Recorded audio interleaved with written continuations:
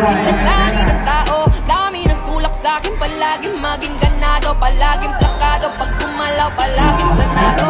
Daming pasabog, kailangan pag malawak ng sakop. Ikaw din ang talo sa laban. Pag nabalot ng takot kung saan ka aabot. Hakutin lahat ng mahahakot. Yung dami ng bagot ay may sukle pag di ka madamot. At kung hindi ko tinagal, baka nauwi na sa wala. Ganito pala to kalala, kita mo naman na napala. Paano kung hindi ko ginawa? Yung iba di makahalata. Malaki na nga nakataya, marami na pwede mawala. Kaya di na pwede pabaya, hindi pwede puro mamaya. Baka sa huli mapahiya. Totoo na parang himala na simula sa iba pati nang alam. Matagal ko din yung kinapakagawa. Gumanda pa yung galat na di mo nakita binabato. Marami pa ng punuda, puro ka na sa inuuna. Ngayon kita mo namumunga, tumutubo na. Napakarami ko nakukuha, pero di pa rin nalulula.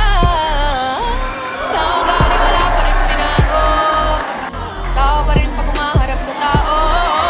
Pero pag usapang rap ba, iba-iba ko. Literal na may bago kang aabangan sa tuwing mailalabas ng bago. Yun ang ginawang pambawi sa nakikinig palagi.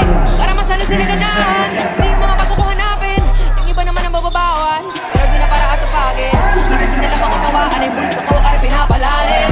Kahit pa paano naman naganapan ko pa unti-unti. Gumalaw ng pino, hindi may tatanggi. Iba di na laking munti, tila may anting-anting. Sa galing himalayong puting nalaging kambing. Sa dami ng hinain na potrahe, pwedeng akalain malaking kantin. Yung iba nakahalata na sa pangalim na plaka. Nagiging malala, bigla lalawag pabaliktad ng binasa. Bago magawa, hindi ko pa nagagawa, maiba lang ang lasa. Para maipakita ko, di na din ako gumagawa na basta-basta. Ngayon lalaban ng nanabik, kasi meron ang bumabalik. Gagawin ko pa rin ang gagawin.